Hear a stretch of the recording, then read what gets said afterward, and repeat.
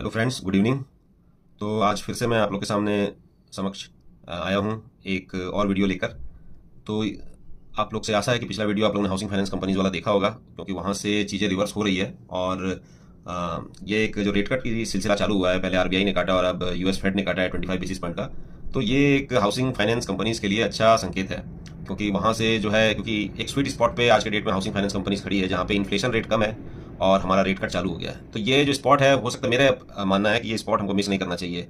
और जैसा कि पीटर लिंच कहते हैं कि जो बेसिक धंधा होता है वही सबसे बेस्ट धंधा होता है। तो हमारा फाइनेंस का धंधा, और उसमें भी सिक्योर्ड लैंडिंग का जो हाउसिंग फाइनेंस का धंधा होता है या गोल्ड फाइनेंस का होता है, वो बहुत अच्छा होता है। तो गोल्ड फाइनेंस का तो एक तरह से प्ले हो गया है, अभी भी जारी है गोल्ड सिल्वर वाला। पर हम लोग अभी हाउसिंग फाइनेंस को देखेंगे, क्योंकि रेट कट यहाँ से चालू हुआ है और रेट कट का इसको, इस सेक्टर को, मेरा मानना है कि इसको फायदा मिलेगा।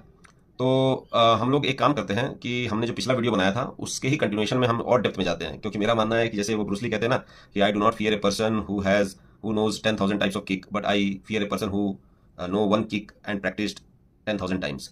तो हम लोग हाउसिंग फाइनेंस कंपनीज पे ही अभी फोकस करके इस पे ही डेप्थ ले जाते हैं। तो फिर आपको मजा आएगा मेरे साथ में जानने में कि जो मेरी एनालिटिकल स्किल्स हैं, आप भी जज करना कि वो चीज़ मैं उसको किस तरह से लेके जा रहा हूँ।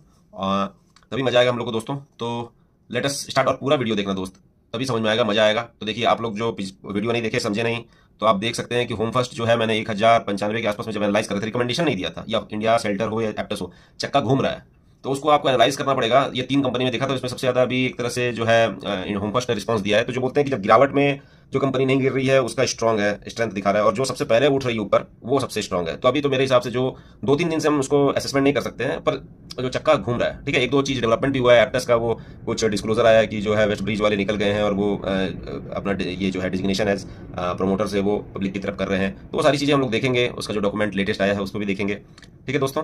तो पूरा देखना, मजा आएगा। तो सबसे पहले तो हम लोग ये देखते हैं कि हम जो है पीटर लिंच के कॉन्सेप्ट के हिसाब से जब हम लोग चलते हैं तो हाउसिंग फाइनेंस में हमको क्या देखना है। तो प्राइस टू बुक, तो जब हम पिछली बार जो 2-3 दिन पहले वीडियो बनाया था, तो आप देखिए यहाँ पे होम फर्स्ट आपको 2.8 के आसपास में मिल रहा था, अब 3.07 हो गया है। तो देखिए चीज़ें कितनी जल्दी से चेंज होती है। तो सिर्फ मैं ही नहीं देख रहा हूँ उसको, और भी बाकी लोग भी देख रहे हैं, और बड़े बड़े पैसे वाले देख रहे हैं, साथ देख रहे हैं। तो इस थीम को आप मिस नहीं करना चाहेंगे। एप्टस जो है वो 3.03 था प्राइस टू बुक, अब 3.15 हो गया है। इंडिया शेल्टर 3.17 था, तो 3.19 हुआ, तो इसमें बहुत ज़्यादा चेंज नहीं आया, ठीक है। तो आप ये देख सकते हैं। फिर हम लोग यहाँ पे देखते हैं कि ये जो हम लोग ने ये शॉर्ट किया था पिछले, याद होगा कि क्वार्टरली सेल्स ग्रोथ का जो सबसे ऊपर ज़्यादा है उसको हमने पकड़ा था। फिर हमने ये भी डिस्कस किया था कि एप्टस जो है सबसे ज़्यादा आरओई है। फिर हम आरओई देखते हैं कि जो है होम फर्स्ट का 15 है और इंडिया सेंटर का 14 है। अच्छा, बजाज हाउसिंग भी हमारे लिए अच्छा है, क्योंकि इसका जो टीटीएम है यहाँ पे तो दिख रहा है कि जो है 12-13% है इसका ग्रोथ। यहाँ पे ये देखिए, ये जो है सेल्स ग्रोथ का ये कॉलम है, और यहाँ पे बजाज 14.5 है। पर यहाँ पे ट्रेलिंग 12 मंथ्स का अगर हम जब अंदर में जाके देखेंगे तो उसका 21% है। तो ये ईयर ऑन ईयर क्वार्टर का, जैसे ये जो भी क्वार्टर है उसका दिखा रहा है ईयर ऑन ईयर, ठीक है। यहाँ पे हम जब छुएंगे तो यहाँ पे आप देखो दिखाएगा ये चीज़ कि year on year quarterly sales growth है, ठीक है। तो अब हम लोग जाते हैं कि हाउसिंग फाइनेंस कंपनी में आपका कन्विक्शन अगर नहीं बन रहा है तो उसको हम लोग कैसे पकड़ें। आप कोई भी मतलब स्टॉक रिलेटेड नहीं बोल रहा हूँ कि ये लेना या वो मत लो या जो भी लो, पर housing finance as a sector या थीम अभी क्यों हमको देखना चाहिए, तो उसको हम लोग एक बार देखते हैं, ठीक है। तो अभी हम एक स्टडी पे जाते हैं। ये स्टडी जो है, आप पेज नंबर 10 पे है, देखिए, एक study on trend of housing loan disbursement in India. तो ये स्टडी कोई कॉलेज में हुआ होगा, ठीक है, ये सूरत वगैरह की कॉलेज में हुई थी। तो ये वॉल्यूम 1 अप्रैल टू जून 2025। तो ये हमारे लिए मतलब एक तरह से रेलिवेंट ही हो गई। अब यहाँ पे देखिए एब्स्ट्रैक्ट क्या दिया है, ठीक है। इसको थोड़ा बड़ा करना है तो बड़ा करते हैं, जिससे कि आप लोग को भी दिखे, ठीक है। तो आप यहाँ देखिएगा कि यहाँ पे स्टडी जो है examine trend in rate of interest, और जो प्रधानमंत्री आवास योजना है, non performing asset, overall housing loan disbursement.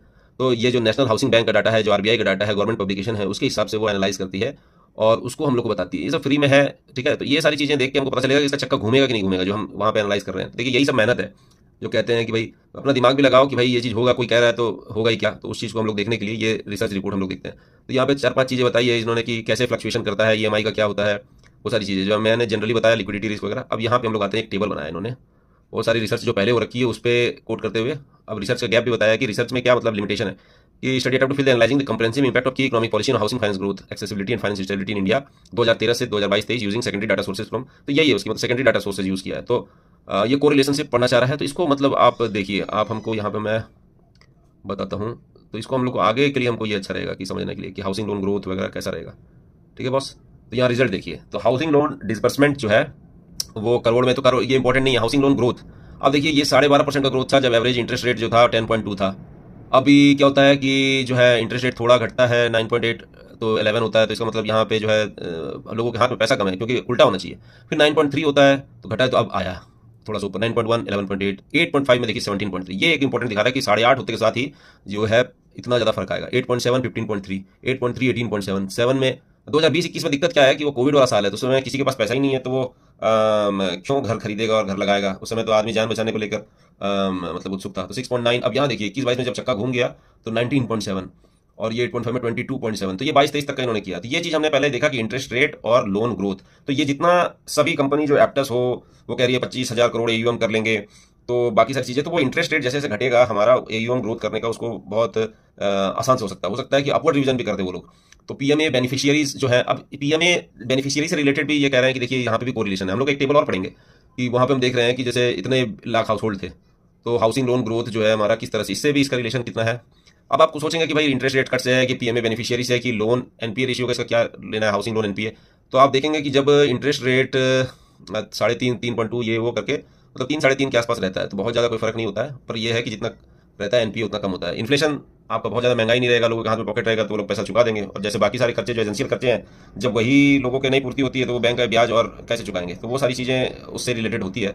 तो हम लोग यहाँ पे कोरिलेशन का रिजल्ट देखेंगे। अभी तक हमने जो फैक्टर्स लिए थे वो देखेंगे। तो देखिए कोरिलेशन मतलब ये होता है कि जो 1 कोरिलेशन आ जाता है मतलब एकदम परफेक्ट कोरिलेशन है, 0 हो गया मतलब कोई रिलेशन नहीं है एक दूसरे का। और जो बीच का जो फिगर आता है जैसे 0.9 है तो वो स्ट्रॉन्ग कोरिलेशन दिखाता है, या निगेटिव आ रहा है तो निगेटिव में तो वो इन्वर्स रिलेशन दिखाता है। तो वो एक हम लोग का मतलब जो है मैथमेटिकल या स्टैटिस्टिक्स की अगर पढ़ाई करे होते हैं तो कोरिलेशन हम लोग किस तरह से करते हैं, रिग्रेशन एनालिसिस ये वो सारी चीज़ें हम लोग यहाँ पे नहीं समझेंगे। तो हम लोग यहाँ पे हम लोग अपना जो है इंजीनियरिंग का नॉलेज हो या जो भी हो उसको हम लोग यहाँ पे हाउसिंग लोन डिसबर्समेंट में क्या होता है। देखिए पियर्सन कोरिलेशन या जो भी बोल रहा है, हाउसिंग लोन डिसबर्समेंट में अगर आप देखेंगे तो यहाँ पे लोन ग्रोथ जो है उसमें 0.9 है, मतलब बड़ा strong relation. Average interest rate minus का सिंपल सी बात है कि इंटरेस्ट रेट घटेगा तो हाउसिंग लोन डिसबर्समेंट बढ़ेगा। बेनिफिशियरी लाख जो है पीएम वाई जो आवास योजना वाला पीएमए के बेनिफिशियरी उसके साथ भी स्ट्रॉन्ग कोरिलेशन है, और हमारा एनपीए के साथ स्ट्रॉन्ग कोरिलेशन नहीं, मतलब उल्टा है कि एनपीए घटेगा जैसे जैसे हाउसिंग लोन का जो है इंटरेस्ट रेट हमारा जो है वो होगा। तो ये सारी चीज़ लॉजिकल लग रही है और हम इसको मतलब देख सकते हैं कि housing loan growth, average interest rate और बेनिफिशियरी इस तरह से भी किया। यहाँ पे अलग अलग कॉलम है और ये किया है अलग अलग। यहाँ पे देखिए डिसबर्समेंट, इंटरेस्ट रेट, वही चीज़ आपको इस तरह से, ठीक है। तो क्रक्स निकालना है हमें, तो हमको इसका पता चल रहा है कि क्या है, इसका कितना है आपका लेना देना इंटरेस्ट रेट का उसके साथ क्या है। तो ये सारी चीज़ इन्होंने किया है, ठीक है। तो यहाँ से हमको ये समझ में आया, ठीक है। अब ये आर स्क्वायर्ड या इस तरह से, तो अब यहाँ पे देखिए सिंपल सा रिजल्ट्स जो है किसी लेमैन को समझने के लिए कि भैया मेरे को वो सब चीज़ें नहीं समझाओ, ये समझाओ कि लेना देना क्या है। तो भाई सिंपल देख लो कि हाउसिंग लोन डिसबर्समेंट जो है वो अपवर्ड होता है। क्या चीज़ से अपवर्ड होता है, ठीक है, क्या चीज़ से अपवर्ड होता है दोस्त। तो यहाँ पे जो अगर इंटरेस्ट रेट जो हम अगर करेंगे उससे बात कर रहे हैं, एवरेज इंटरेस्ट रेट हो, हाउसिंग लोन ग्रोथ हो, एवरेज इंटरेस्ट रेट का है जो है डाउनवर्ड से, इसका अपवर्ड है। लोन एनपीए रेशियो उसको मतलब कोई कंक्लूसिव, जो हम लोग उस समय भी देख रहे थे कि 2.9 3 तो बहुत ज़्यादा कंक्लूसिव नहीं है। तो यहाँ पे वो सारी चीज़ें बता रहे हैं कि यहाँ पे देखिए आर स्क्वायर जो ये हो गया 0, मतलब यहाँ पे सिग्निफिकेंट ट्रेंड नहीं है। तो देखो ये सारी चीज़ें नॉर्मली मैं ऐसे देख के भी ऑब्जर्व कर ले रहा हूँ, पर जहाँ स्ट्रॉन्ग कोरिलेशन है तो वहाँ पे आपको 0.77 0.8। तो पीएमए बेनिफिशियरी से हम देख रहे हैं कि प्रधानमंत्री आवास योजना से भी इसका बहुत ज़्यादा स्ट्रॉन्ग लिंकेज है। तो प्रधानमंत्री आवास योजना का क्या स्टेटस है भाई कि पिछले साल के कंपेरेटिव क्या रहेगा, ये है ना। तो यहाँ पे हम लोग इस बहुत सारा जो है इन्होंने रिसर्च रिपोर्ट है तो इसी चीज़ को इंटरप्रिटेशन इनकी फाइंडिंग्स में आपका बताया है कि भाई इस तरह से कि देखिए हाउसिंग लोन जो है वो हमारा इसमें जाएंगे correlation, strength of correlation strong है। लोन डिसबर्समेंट पहले यहाँ पे देखिए हाइपोथेसिस एक होती है कि पहले हाइपोथेसिस लिया कि हाउसिंग लोन का जो disbursement and housing loan growth है, पहले माना कि भाई there is no correlation between disbursement and growth, पर लास्ट में जब ये रिसर्च से पाया क्या कि loan disbursement and growth rate are strongly correlated and showing a direct impact, ठीक है। तो क्वालिटी पे जाइए, ये कोई मतलब कि या एंटरटेनमेंट वाला वीडियो नहीं बना रहा हूँ कि सबको हंसाना है मेरे को। यहाँ पे क्वालिटी में जाइए तभी आप उसमें कन्विक्शन ला पाएंगे कि हम जो स्टडी कर रहे हैं डेप्थ में कर रहे हैं, ठीक है। तो ठीक है, किसी को फायदा होता है तो देखो, वरना भाई क्या करें। Housing loan disbursement and average interest rate, तो यहाँ पे देखिए पहले हाइपोथेसिस लिया है कि भैया कोई रिलेशन नहीं है, मान के चल रहे हैं ये, और निकल के क्या आया कि interest rate moderately impact disbursement but not at a significant level. तो मॉडरेटली ये देखो, पहले जैसे हम लोग एक मैथ बनाते थे ना कि प्रूव बाई कन्वर्स थ्योरम, कि पहले हम मान लेते कि ये इसके पैरेलल नहीं है, तो फिर बाद में पता चल जाता है कि ये इसके पैरेलल ही है, क्योंकि अगर ये चीज़ होगा तो ये नहीं होगा। तो बहुत सारी चीज़ें हम लोग उसको करके यहाँ पे निकालते हैं कि हाँ भाई ये चीज़ आ गया, ठीक है। हाउसिंग लोन डिसबर्समेंट एंड प्रधानमंत्री आवास योजना की बेनिफिशियरी से रिलेटेड, कि पहले हम मानते हैं कि कोई रिलेशन नहीं है, फिर बाद में पता चला कि इसका मेजर रोल है इन बूस्टिंग लोन डिसबर्समेंट।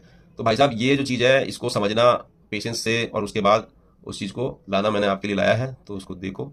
अच्छा यहाँ पे आप देखिए कि प्रधानमंत्री वाले में है, तो प्रधानमंत्री आवास योजना का क्या स्थिति रहा है कि ईयर ऑन ईयर 24-25 में क्या था और 25-26 में क्या है, ठीक है। तो हम लोग देखेंगे कि यहाँ यूनियन गवर्नमेंट, यहाँ पे देखिए, यहाँ पे इसको थोड़ा सा और बड़ा कर लेता हूँ, ठीक है। I hope it's visible now, ठीक है। कि यहाँ पे देखिए 3500 करोड़ जो है 2000 विद एलोकेशन फॉर 2025 से 20 up from revise estimate of 1500 crore in FY25 according to PM was, ये जो चीज़ है विद इम्प्लीमेंटेशन। तो यहाँ पे हमको लग रहा है कि वो कुछ घटाया है। तो यहाँ पे आप देखते हैं कि ये जो चीज़ है, देखिए government has also allocated 19,794 crore, इसमें how it is lower than 30,171 crore originally budgeted for FY25 while the government has also revise estimate, ये 13,000 मतलब गवर्नमेंट ने एस्टिमेट किया था, ठीक है, पर उसके हिसाब से वो कर भी नहीं पाई। और दूसरा है कि जो है उसने 30,000 जो ओरिजिनल बजट किया हुआ था उसके मुकाबले तो स्पेंडिंग को रिवाइज भी किया और कम भी कर दिया इस बार, ठीक है। तो यहाँ से आप देख सकते हैं कि भाई PMA वाले में तो हमको बहुत ज़्यादा पुश इस बार नहीं मिल रहा है, ठीक है। तो हम लोग इस चीज़ को अब यहाँ पे क्लोज कर देते हैं। अब हम लोग चलते हैं कि हाउसिंग फाइनेंस कंपनी जो हम लोग ने पिछले वीडियो से इस वीडियो में हम लोग जो है थोड़ा सा डेप्थ में जाने की कोशिश करेंगे, हालांकि टाइम लिमिट हमारे पास उतना ही है। तो अब हमने यहाँ पे देखा कि भाई चलो थोड़ा बहुत बढ़ गया है तो कोई बात नहीं, मगर अभी ग्रोथ लीवर्स किसके पास है। तो हम बात किए थे कि मेरे को होम फर्स्ट जो है एग्रेसिव लग रहा है, तो यहाँ से घूमना चालू कर दिया। अभी प्राइस टू बुक का ना देखो, चार्ट वार्ट नहीं देखते हम, पर चक्का कहाँ से घूमता है, इंटरेस्ट रेट साइकिल के साथ इसका लेना देना है, पर हम इंटरेस्ट रेट के साथ इसका प्लॉट नहीं कर रहे हैं। तो आप जरा सा इसको आप इस तरह से देखिए कि ये चार्ट में जाके इसका प्राइस चार्ट नहीं देखना रहता दोस्त, यहाँ पे देखो कि प्राइस टू बुक, ठीक है। अब यहाँ देखो एक सिग्निफिकेंट ट्रेंड आपको नजर आएगा। एक बार वॉल्यूम को भी मैं बंद कर देता हूँ, ये वॉल्यूम को भी रहने दो, कोई दिक्कत नहीं, इसको थोड़ा सा छोटा करते हैं, ठीक है। चलो जो भी है यही रहना। तो यहाँ पे आप देखो कि ये जो है ये प्राइस टू बुक में अगर मान लो होम फर्स्ट को मैंने खोला है तो ये भाई 2.8 जो है या उसका लोएस्ट है। नॉर्मली ये जो चक्का इसका घूमता है ये ऊपर में जहाँ पे कहाँ पे बिकवाली चालू होती है वापस 5.3 टॉप बनाता है, इसका रेजिस्टेंस है 5.3, यहाँ देखो 5.3, यहाँ पे 5.3, समझ लो दोस्त। और यहाँ पे देखो सितंबर 2022, अब यहाँ पे मैं 5 साल का ट्रेंड निकाल दिया हूँ 2021 से जब से इसकी कहानी चालू हुई है, देखो 5.4। तो यहाँ से तो मतलब सबको दिख रहा है कि प्राइस टू बुक जब 5.4 होता है तो वहाँ से वो घूम जाता है, उससे ऊपर उसका नहीं जाता। और ये जब वापस नीचे में कहाँ से घूमता है भाई साहब, तो देखो 3.4 से घूम गया, कभी वो घूम गया है 3.4 से, फिर घूमा है 3.7 से, फिर यहाँ पे देखिए ये मतलब लॉन्ग टर्म ट्रेंड में इतना ज़्यादा इतना सस्ता आपको कभी नहीं मिल रहा था। तो अब ये जो चीज़ है 2.93 होम फर्स्ट आपको नहीं मिल रहा था, ठीक है। तो यहाँ पे हमने ये देखा कि भाई इसके साथ में 5 ईयर, ये मैक्स हम लगा के देखते हैं, मैक्स में भी हम देख रहे हैं कि जब ये लिस्ट हुआ होगा अगला तो उस समय 3.1 पे आया था, जब बाजार कोई जानता भी नहीं था, उस वक्त में भी इस प्राइस बुक में नहीं मिलता था। देखिए प्राइस टू बुक जो है वो रेट से भी मतलब रेट से इन्फ्लुएंस होता है। तो उस वक्त में अभी जैसे हाई इंटरेस्ट रेट का इन्वायरमेंट चल रहा था और वहां से हम लोग ने कट चालू किया, तो हाई इंटरेस्ट रेट इन्वायरमेंट में सब कुछ प्रॉब्लमेटिक था, तो वहां पे बाजार क्यों आपको ज्यादा प्राइस टू बुक देगा, क्योंकि आपको वो भी मान के चल रहा है कि आपका ग्रोथ नहीं हो पाएगा। और अब यहाँ से चक्का घूम रहा है ना, रेट कट अब चालू हो गया। अब अगर इनकेस मान लीजिए करके दिखा दिया, पहले हम लोग आस लगा के बैठे थे कि कब होगा रेट कट और कब चक्का घूमेगा, ठीक है। तो अब आप देख सकते हैं कि रेट कट चालू हो गया है, ठीक है। कोई रिकमेंडेशन नहीं है, बस मेरा एनालिसिस है इस चीज का, तो उस चीज को हम लोग देख सकते हैं। तो ये जो चीज है हमने होमवर्स्ट के केस में देखा, ठीक है। अब हम इस चीज को ही एप्टस में देखेंगे। एप्टस में चलते हैं भाई चार्ट पे। तो चलो भाई चार्ट पे मैक्स लगा लो और इसको ले जाओ भाई। एक दिन की बात नहीं कर रहे ना हम यहाँ पे, तो हम आपको बात कर रहे हैं समय की। ये देखिए कि अब यहाँ पे कब से घुमा है 3.7 में, यहाँ प्राइस टू बुक में कब से घुमा है 4 पे, अगला 4 पे। तो मतलब एप्टस जो है, मैं आपको कहा था कि ROE अगर इसका 19% है और ROA इसका 7 पॉइंट कुछ है, वो हम देखेंगे तो देखो ये 3.6 3.5 ये, और यहाँ पे आपको मिनिमम प्राइस टू बुक पे आज के डेट में मिल रही है, ठीक है। इसके साथ एक दिक्कत ये रहा है कि ओवर सप्लाई था इस शेयर की, तो इसकी अच्छी परफॉर्मेंस मतलब करने के बावजूद भी जो है इन्वेस्टर जो वेस्ट ब्रिज वगैरह वाले हैं, तो वो ओवरहैंग के चलते में लोग इसका जो है चला नहीं है ये स्टॉक। तो इस स्टॉक को आप मान लीजिए वेस्ट ब्रिज वाला निकल गया है तो हम कह सकते हैं कि, क्योंकि अभी हम इसको जब देखे थे डॉक्यूमेंट में, अब देखिए रीक्लासिफिकेशन, यही चीज मैं कह रहा हूँ कि इंटीमेशन ऑफ रीक्लासिफिकेशन, अब यहाँ पे इन्होंने उस दिन को नहीं दिया था। ये कब आया है 6 दिसंबर को, मैंने वीडियो बनाया था उसी दिन शायद आया था, हमें दिख भी नहीं रहा था। मैं कह रहा था कि देखिए तो वेस्ट ब्रिज जो है ये वगैरह प्री क्लासिफिकेशन पोस्ट क्लासिफिकेशन, तो यहाँ पे आप देख सकते हैं कि इस तरह से जो चीज़ थे संदीप सिंगल वगैरह देख रहे हैं, in criteria percentage of share holding from, देखिए promoter and promoter group entities from promoter group category to the public category. तो यहाँ पे अब चाहे वो बेच दे चाहे जो भी करे, तो प्रोमोटर ये है promoter and promoter group, West Bridge, mountain manager, Sandeep Singhal और जो भी चीज़ है, तो ये लोग जो है वो प्रोमोटर से पब्लिक हो गए। तो एक तरह से मान लीजिए जो भी है अपना ये इंतजार हो रहा था बाजार में कि कब ये लोग पुण्यात्मा लोग इसे एग्जिट मारेगी, तो फिर जो है थोड़ा सा आएगा। इनके पास तो बहुत ज़्यादा सप्लाई है, तो जितना चाहिए उतना दे देंगे, ठीक है। तो अभी जो रिटेल जब लेगा या मान लीजिए थोड़ा थोड़ा में सबको लेगा, इंस्टीट्यूशन लेना चालू करेंगे तब स्टॉक चलना चालू करेगा। तो वो चीज़ इसके साथ हो नहीं रही थी, जो शुरुआत के इन्वेस्टर थे वही एग्जिट नहीं मारे थे इसके साथ, ठीक है। तो अब हम यहाँ रेट कट या साइकिल जब घूम रहा है चक्का, तो अब हम देख सकते हैं कि ये हो रहा है, ठीक है। तो एप्टस का जो हम अब यहाँ पे रेट कट से रिलेटेड हमने पहले ग्रोथ, हमने जो है इसका ट्रांसक्रिप्ट नवंबर वाला डाउनलोड किया और उसमें जो Q2 H1 कॉन कॉल वगैरह, तो यहाँ पे ग्रोथ को लेकर यहाँ सर्च मारा, ये लाइन बाय लाइन पढ़ नहीं सकते आप। ग्रोथ पे लेकर क्या बोला, सबसे इंपॉर्टेंट क्या चीज़ है भाई, ग्रोथ है। तो ग्रोथ को लेकर क्या कर रहा है कि डिसबर्समेंट ग्रोथ भाई Q2 में तो 3% का हुआ, Q1 तो मतलब रो दिया। AUM ग्रोथ जो है उसका 22% रहा, ठीक है। अब हम देखते हैं कि नीम वगैरह जो चीज़ें चली है,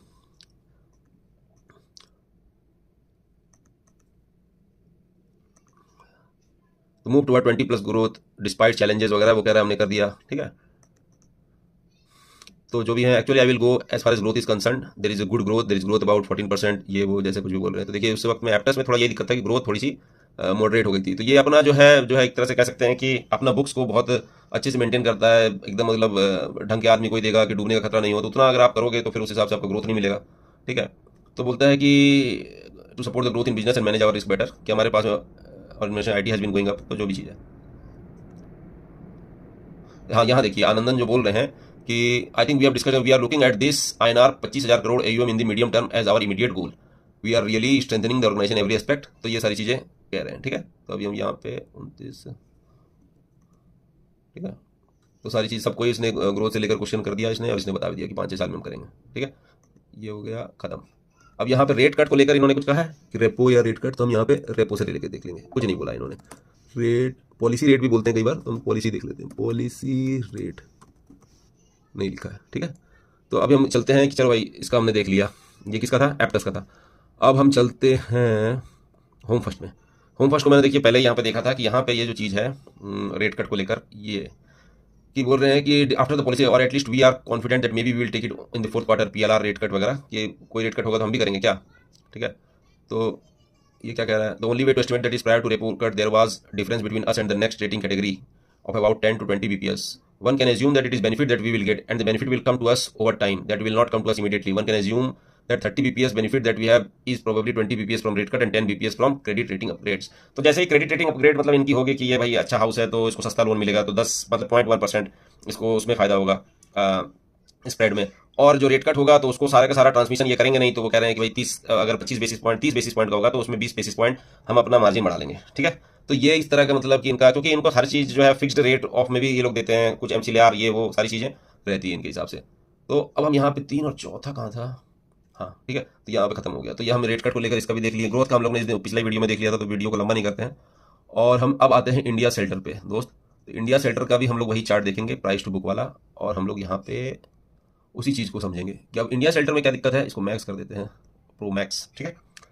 तो फ्रेंड्स यहाँ पे आप देखिए कि ये रह रहा है आपका, कहाँ से घुमा है इसका 2.7, मतलब बाजार इसको पहले अच्छा प्राइस टू बुक नहीं देता था, कुछ कंसर्न होगा इसको लेकर कि हाँ। तो अब यहाँ से इसका जो है 3 का प्राइस टू बुक जो है मेंटेन हो रहा है, 3.12 ये चल रहा है। इसने ग्रोथ बहुत अच्छा दिखाया है, इसीलिए इसको अब ज़्यादा प्राइस टू बुक मिल रहा है, ठीक है। बट इसका हिस्टोरिकल ट्रेंड है कि ये 2.7 से घुमा है, ठीक है। और ये जो है 2024 बहुत पुराना इसका इतिहास नहीं है, ठीक है।